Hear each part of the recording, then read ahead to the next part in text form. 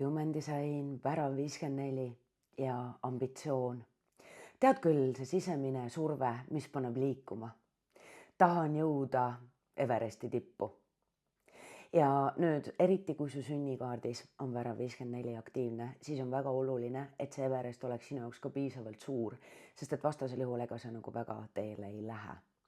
Ja nüüd, kui me räägime Everestist, kui sul on oma Everest teada, siis on sul väga lihtne kõrvutada oma valikuid. Stiilis, et kas see inimene, see võimalus, see otsus, see tegu, kas see aitab mind lähemale sellele või mitte. Ja nüüd, kui loomulikult see sul välja tuleb ja kui pikaajalist mängu sa mängid, sõltub paljuski sellest, et kas su kaardis on aktiivne terve kanal või on sul värav lihtsalt ripakil või kas su sünnikaardis üldse on see aktivatsioon.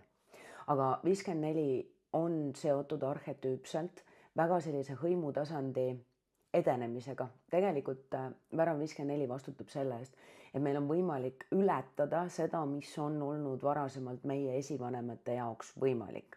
Ehk siis tegelikult siin on jällegi võimalik jõuda enneolematutesse kõrgustesse. Hästi lihtne näide on see kastisüsteem, et a la sündisid madalamasse kasti, võib-olla vaesesse perekonda ja siis töötasid ennast üles. Jõudsid hoopis teise sotsiaalsesse kihti. Ja värav 54-ga kaasneb ikkagi alati sisemiselt see ambitsioon. Tahan jõuda kõrgemale, kaugemale. Väga paljudel investoritel, aga väga edukatel investoritel on tegelikult kas siis see aktivatsioon või tervikkanal. Ja parimal juhul ka sina mängid elus pikaajalist mängu. Ja nüüd sinu puhul peab paika see, et kui tahad minna kiiresti, siis mine üksi ja kui tahad jõuda kaugele, siis tuleb minna koos. Aga siin küsimus ei ole selles, et lihtsalt liikuda suure karjaga, vaid küsimus on selles, et kes on sinu teekaaslased. Ja kas nad on need inimesed, kes on valmis sind aitama ja toetama, kui sa seda vajad? Kas need on need inimesed, kellel on neid ressursse, teadmisi, raha, suhteid? See kõik on siin ressurss. Kas neil inimestel on neid ressursse, mida võib sul sellel teekonnal vaja minna?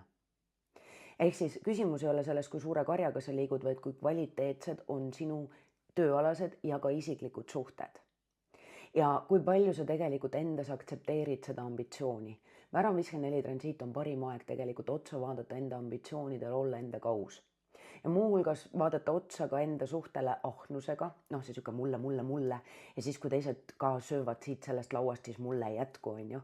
Et tegelikult siin me kohtume selle hästi fundamentaalse hirmuga, et äkki jään ilma peavarju ja äkki jään nälga, on ju, et kaob katuse, kaob toit laualt ja väga tihti me kogeme seda hirmu siis, kui meil on kõik hästi.